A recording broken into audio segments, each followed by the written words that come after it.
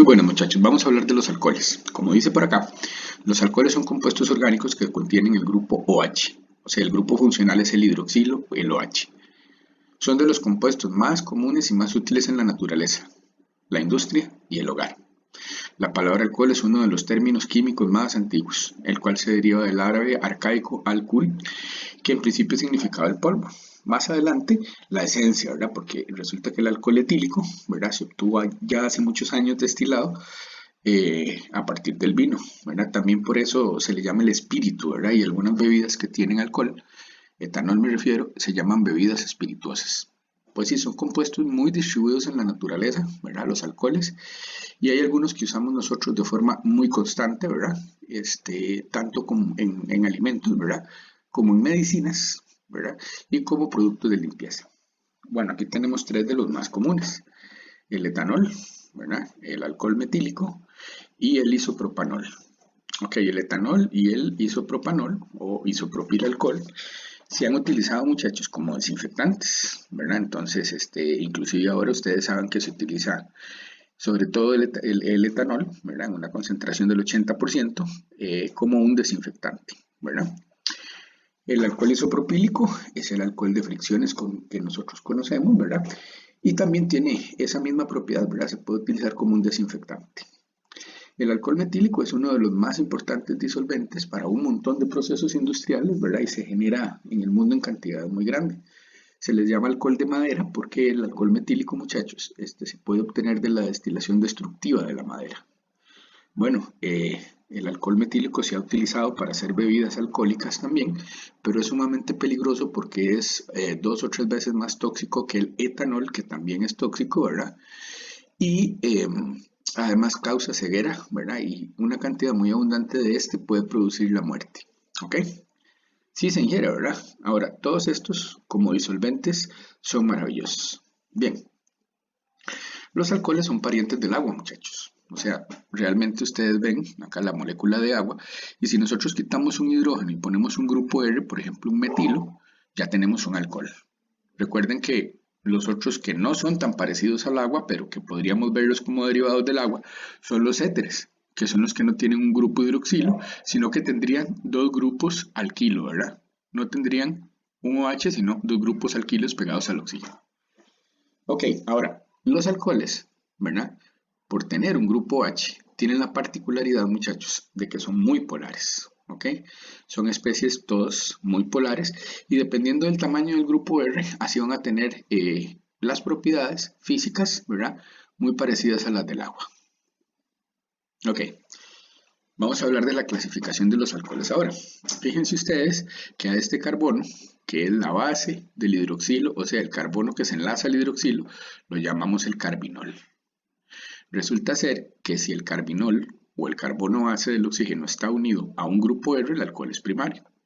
Si está unido a dos grupos R, el alcohol es secundario. Y si está unido a 3 grupos R, el alcohol es terciario. Ok, dentro de este grupo no están los fenoles, porque tienen una química diferente. ¿Estamos de acuerdo? Los fenoles son aquellas especies que tengan un anillo aromático, ¿verdad? O una especie aromática unida al OH. Entonces tenemos el fenol, bueno, el fenol disuelto en agua es lo que llamamos la carbolina, que también es un desinfectante que huele muy mal, ¿verdad? Pero los fenoles los tratamos aparte, muchachos, porque su química, ¿verdad? Y sus propiedades ácido-base son diferentes de las de los alcoholes. Ok, nomenclatura. Vamos a ver cómo se le da nombre a los alcoholes. Con esto vamos a ir un poco más rápido. Entonces dice, nombrar la cadena de carbono más larga que contiene el átomo de carbono que lleva el OH, o sea, el carbinol. Cambiar la O final del nombre del alcano correspondiente y añadir ol como el sufijo específico de los alcoholes. 2. Numerar de la cadena de carbono más larga comenzando en el extremo más cercano del grupo hidroxilo. Ok, el grupo hidroxilo, ahora muchachos, es el que lleva la prioridad sobre todos los que hemos visto, sobre dobles, triples enlaces, grupos nitro, halógenos y ramificaciones alquílicas, ¿ok? Y utilizar el número apropiado para indicar la posición del OH. ¿Ok?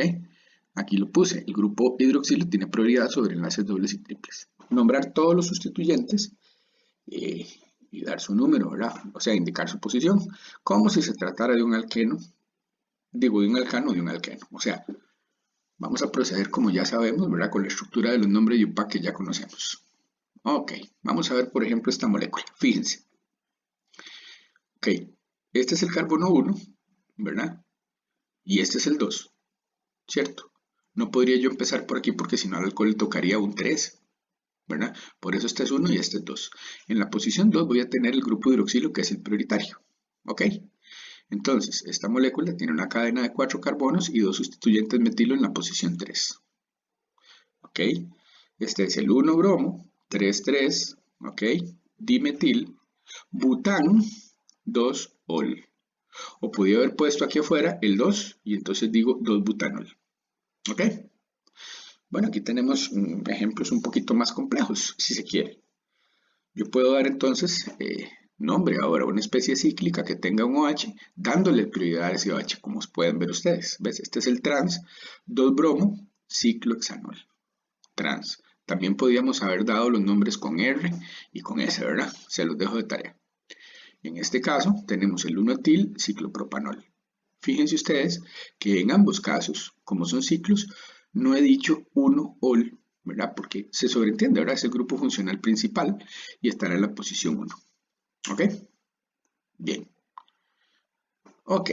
Fíjense en este ejemplo. ¿Cuál será la cadena más importante acá? Entonces uno podría pensar, mira, aquí hay una cadena que es la más larga. Mira, 1, 2, 3, 4, 5 y 6. ¿Así? Sí, pero esa no puede ser la cadena base de nuestro compuesto. Tiene que ser 1, 2, 3, 4, 5. Así. 1, 2, 3, 4. Ah, va a ser la de 5. Porque es la que contiene el OH. Y este carbono que contiene el OH es el 1. Estos dos van a ser entonces sustituyentes. Por un lado un isopropilo y por otro lado un yodo metilo.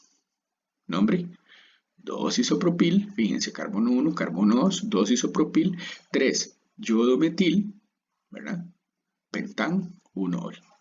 La cadena más importante aquí es la que tiene el OH. Ya no es la más larga, ¿ok? Es la más larga, sí, pero que contenga el OH. ¿Ok? Fíjense lo que les decía de las prioridades. El alcohol tiene prioridad sobre aminas, alquenos, alquinos, alcanos, éteres, halogenuros, grupos nitro, ¿ok? Entonces, donde ustedes vean ahora un OH, ¿verdad?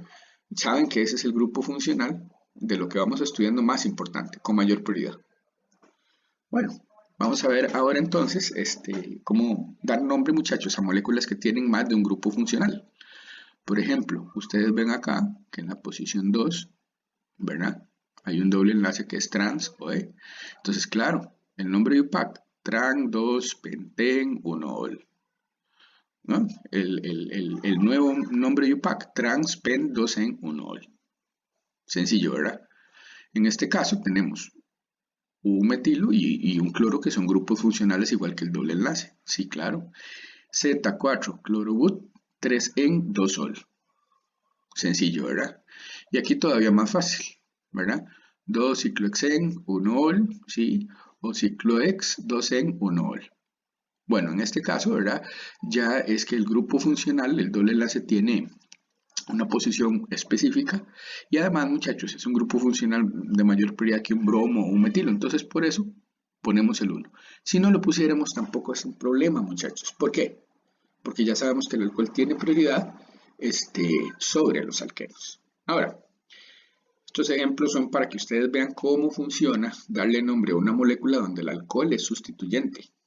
¿Me explico? Donde no es el grupo funcional más importante. O sea, lo que quiero decir es que no vamos a ponerles ejemplos de estos todavía porque no hemos llegado a los capítulos donde se estudian, por ejemplo, las cetonas.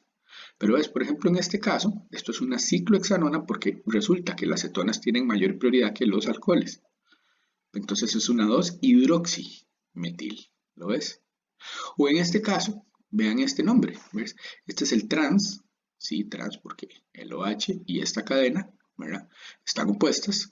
2-hidroxietil ciclopentanol. ¿Lo ven? Entonces, este hidroxi está funcionando como sustituyente junto con esta cadena. Y este más bien es el grupo funcional principal en este ciclo.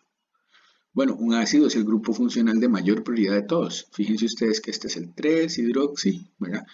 Bueno, el ácido, no vamos a ver la nomenclatura, pero se llamaría ácido 3-hidroxibutanoico. Entonces se nombran como hidroxi los OH cuando no son el grupo funcional principal. Como les digo, esto lo veremos hasta después porque hasta el segundo semestre que veamos otras familias, otros grupos funcionales prioritarios sobre los alcoholes. Bien, entonces muchos de los alcoholes tienen nombres comunes. Fíjense ustedes, el alcohol metílico, el alcohol N-propílico de normal, ¿verdad? Vayan viendo las estructuras. El isopropil alcohol o isopropanol, que es el de fricciones. Este es el alcohol alílico, claro, porque este grupo es un grupo alilo y el OH está pegado en la posición que nosotros conocemos como alílica. Ok, el alcohol N-butílico, ven. O sea, podemos hacer los nombres comunes de los alcoholes, ¿verdad? Utilizando los nombres comunes de las bases a las cuales están unidos los grupos OH. Bien. Aquí tenemos entonces un poquito más de ejemplos en los que ya yo tengo moléculas que tienen más de un OH. Entonces sencillamente se priorizarán los OHs, o sea, tratando de que les corresponda la numeración más baja a los dos, y sencillamente se pondrán los números, y si son dos OHs en la molécula es un diol, ¿lo ven? Entonces este es el propano, 1,2-diol, este es el 1-ciclohexil-butano, 1,3-diol, como ustedes pueden ver, aquí la cadena es más importante porque tiene los dos OHs, es más importante que el ciclo. Entonces esto es para que ustedes vean que ahí o se puede dar nombre a los dioles, ¿verdad? De la misma forma que damos nombre a los alcoholes normales. Ok, la sección 10.3D, que es la que se refiere a los fenoles, muchachos, a la nomenclatura de los fenoles, no la vamos a ver. Bien, vamos a darle nombre entonces a estos alcoholes, muchachos. Fíjense que el primero tiene una cadena de 4 carbonos, donde está el OH. Entonces, aquí, aunque hay un fenilo aquí, el fenilo va a funcionar como un sustituyente. Y nuestra cadena principal, ¿verdad? Se va a empezar a numerar desde aquí. ¿Ves? 2-fenil, posición 2 donde está el OH. Bután, que es esta cadena, que es principal porque tiene el OH, 2-sol. Bien. El B, de manera sencilla. Un doble enlace trans. ¿En qué posición? 1, 2, 3. No puedo empezar a numerar por acá porque el OH es el grupo funcional de los 3 que hay en esta molécula principal. Entonces, sin olvidar la estereoquímica del doble enlace trans. 5 bromo. Vamos a ver, 1, 2, 3, 4, 5 bromo. La cadena es de 7, ¿verdad? 3 en, ¿sí? Posición inicial del doble enlace, 2 sol. En este, ya sabemos que este es 1, 2, 3. Entonces voy a tener un ciclohex 3 en 1-ol. Pero además tengo un metilo en la posición 4. Ok, 4 metil, ciclohex 3 en 1-ol. Ok, bueno, esta especie. Bueno, es una especie trans claramente, ¿verdad? Pero el carbono 1 es este. Entonces puedo decirle trans 2-metilciclohexanol o bien puedo utilizar, ¿verdad?, la nomenclatura correspondiente a los carbonos quirales, 1R, 2R en este caso. O sea, cualquiera de los dos nombres está bien, muchachos. Finalmente, veamos estas dos moléculas. En esta tenemos un doble enlace, ¿verdad?, en la posición 2 y un cloro, que es el otro grupo funcional, también en la posición 2.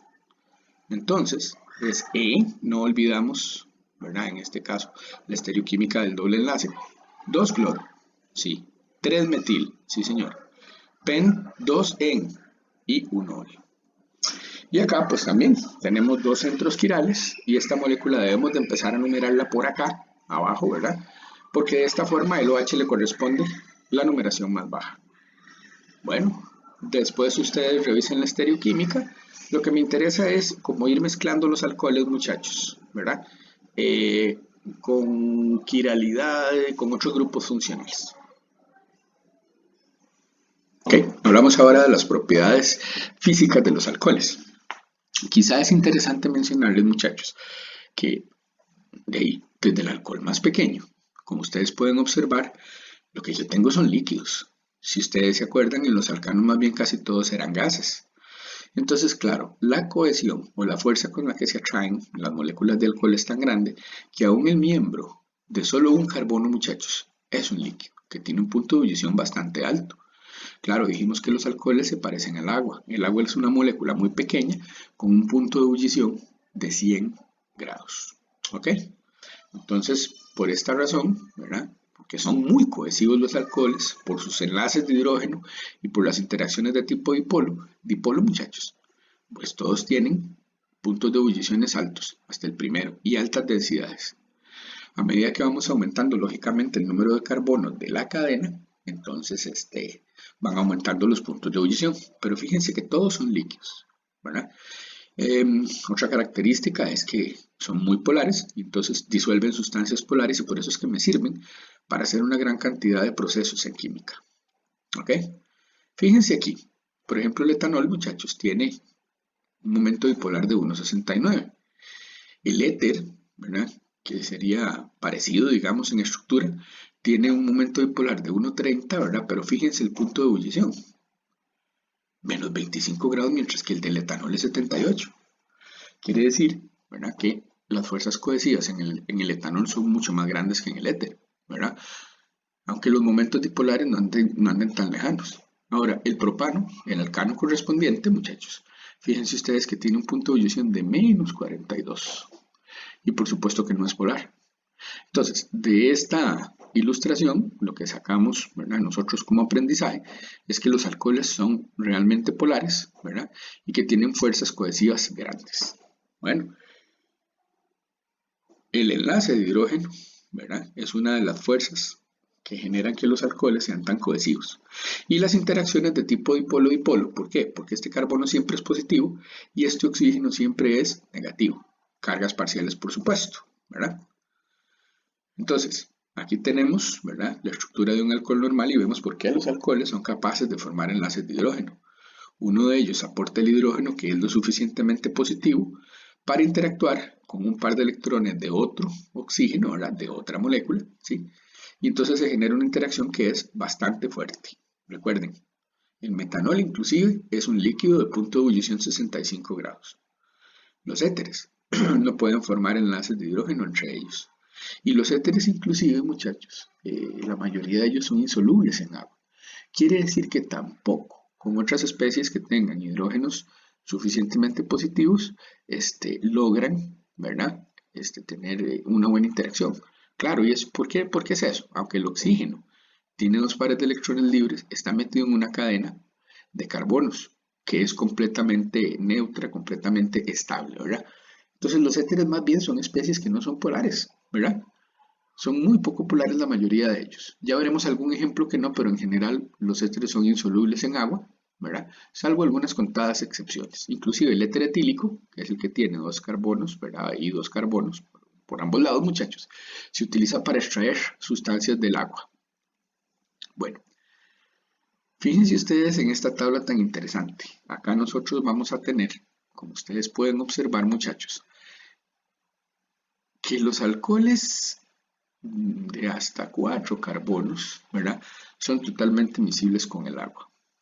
Ok, fíjense que el N-butilo es diferente que el terbutilo.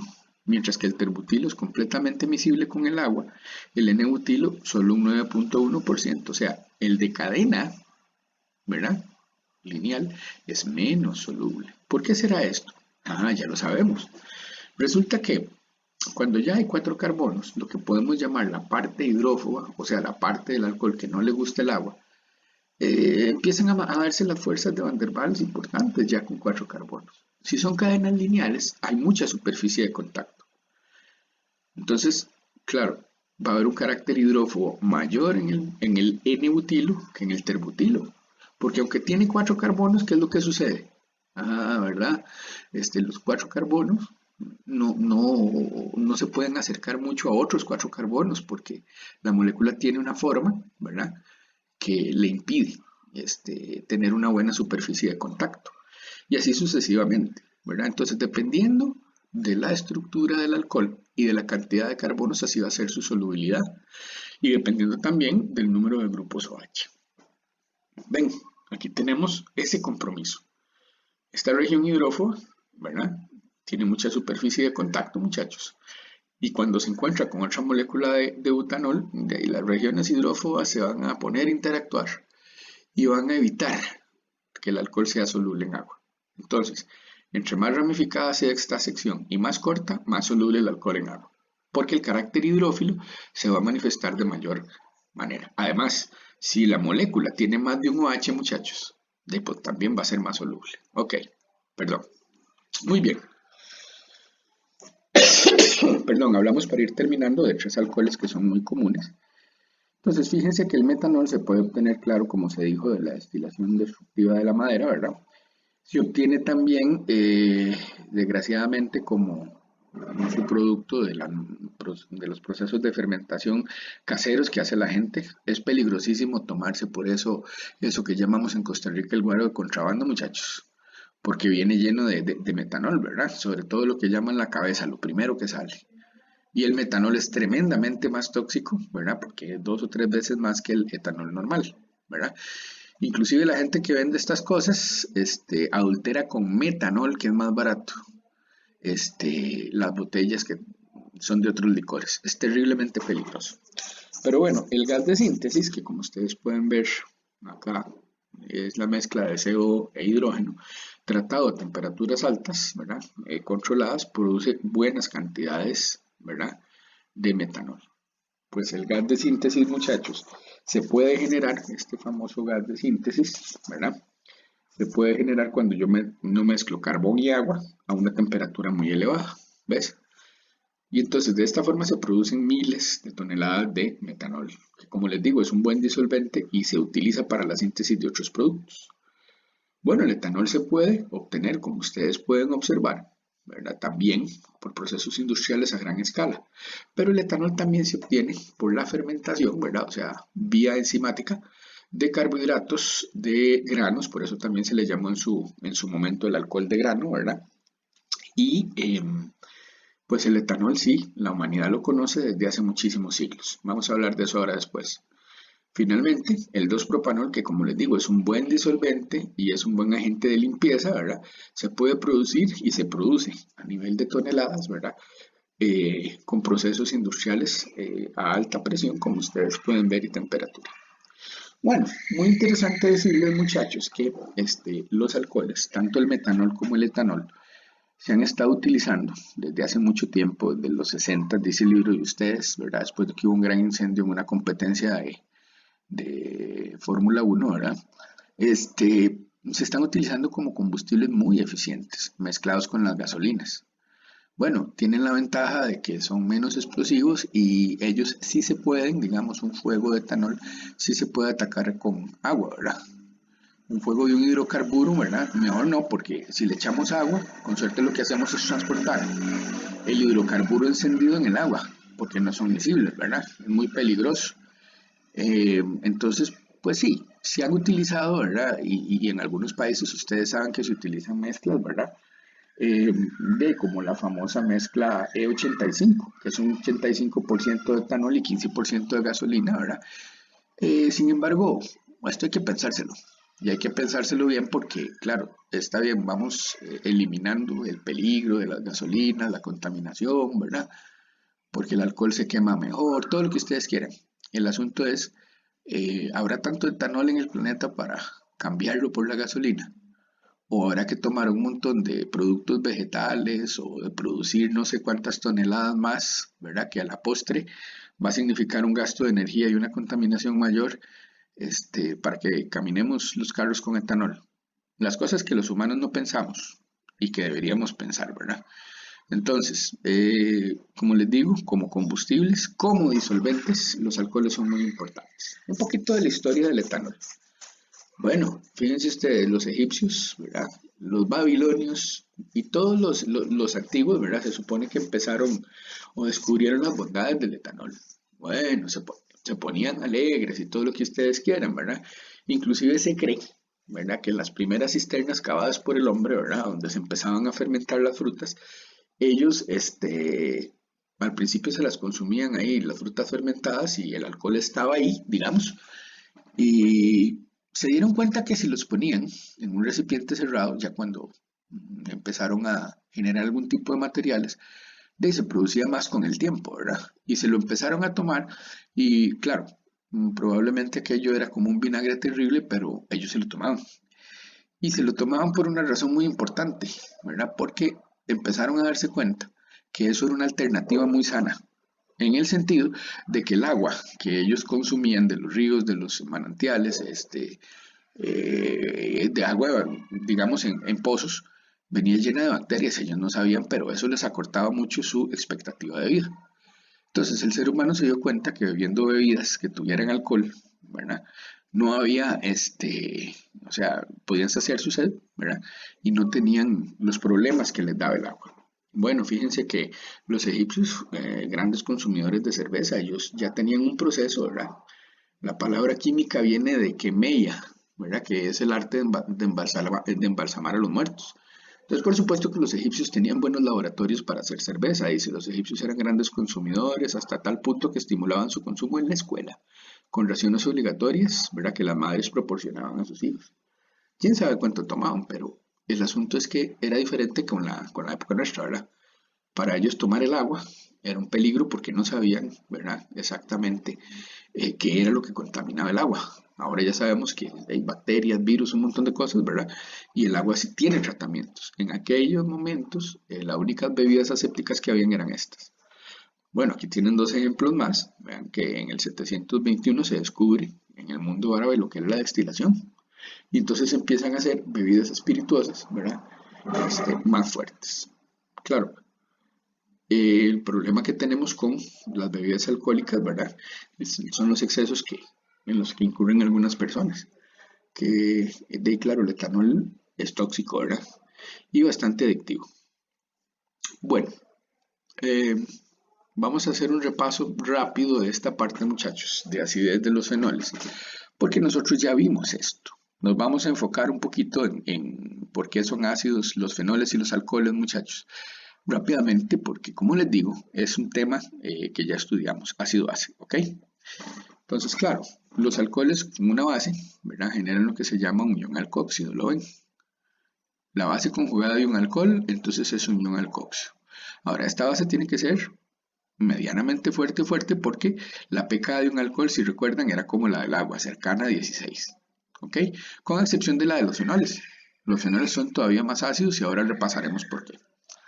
Entonces, solo por conocer la nomenclatura, el etanol con una base me da el ion etóxido, ¿ok? Que es la base conjugada del etanol, que por cierto, es un nucleófilo muy fuerte y una base muy fuerte, ¿ok? Bueno, acá tenemos la expresión de la Ka, ¿verdad? De un alcohol en agua, ¿verdad? Como disolvente. Y sabemos que nos vamos a referir a la acidez de todas estas especies utilizando más bien el valor de pK porque es más fácil.